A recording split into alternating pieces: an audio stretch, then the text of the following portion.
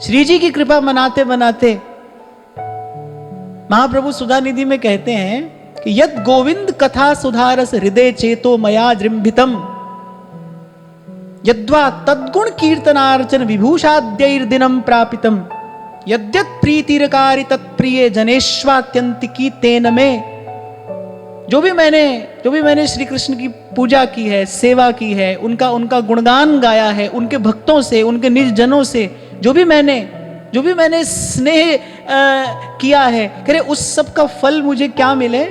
तो यह फल मोहि मिलहूं अगाधा होई प्रसन्न तिन जीवन राधा। श्री जी हम पर प्रसन्न हो और श्री जी प्रसन्न हो और हमें क्या मिले? राख्यो अपने वृंदावन में। श्री जी से तो रसिकों ने यही मांगा है, बस लाडली हम तो तुम्हारे दास हैं और रहना चाहते बस पास हैं।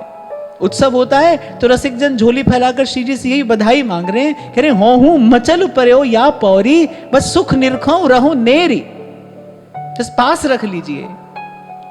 लाडली हम तो तुम्हारे दास हैं और रहना चाहते बस पास।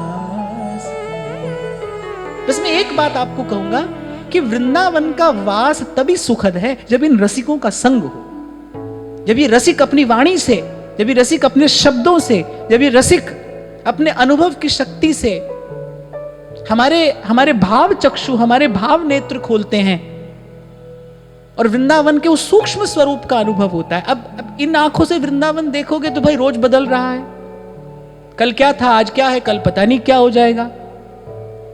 बाहरी स्वरूप तो नित्य ही बदल रहा है, पर इन रसिकों की कृपा से, आचार्य की कृपा से जब भाव के नेत्र खुल जाते हैं भीतर के, जैसे कुरुक्षेत्र के मैदान में जब श्री कृष्ण ने अर्जुन को अपना विराट स्वरूप दिखाया ना, तो पहले उस स्वरूप को देखने के लिए नेत्र प्रदान किए, दृष्टि प्रदान की।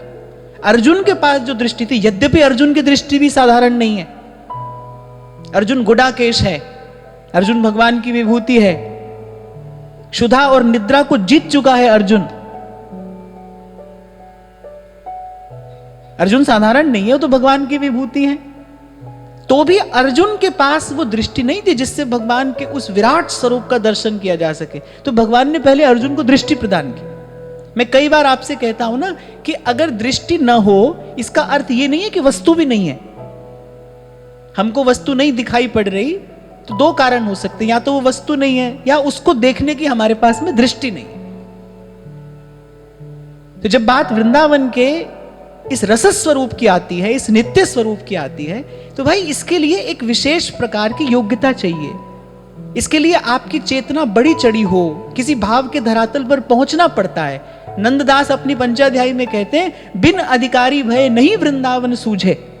अधिकारी को उस वृंदावन के रस स्वरूप का दर्शन होता है, या फिर वृंदावन अपना स्वरूप उसके सामने प्रकट करते हैं, उजागर करते हैं, दिखाते हैं उसे।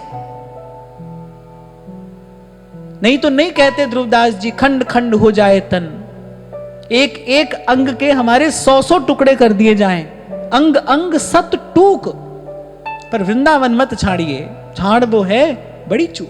वृंदावन मत छोड़िए, वृंदावन मत छोड़िए। क्यों?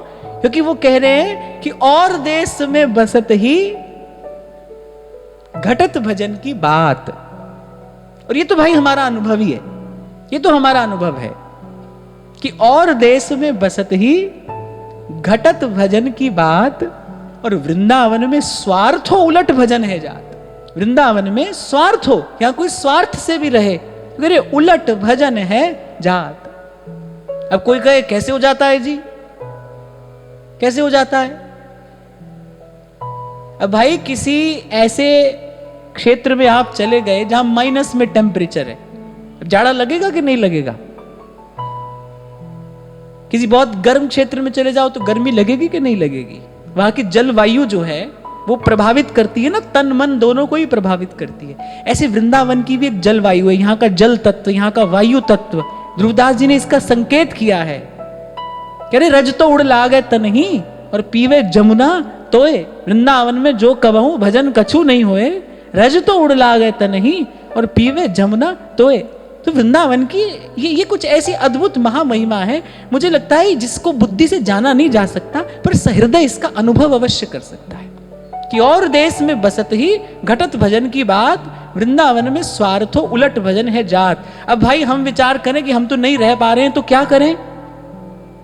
अब जब नहीं रह पा रहे हैं, अब प्रारब्ध है, बंधन है, अब जब नहीं यहां आ पा रहे हैं, रह पा रहे हैं तो क्या करें। उसी के लिए कह रहे हैं अरे वृंदावन को चिंतवन, उसका चिंतन करिए।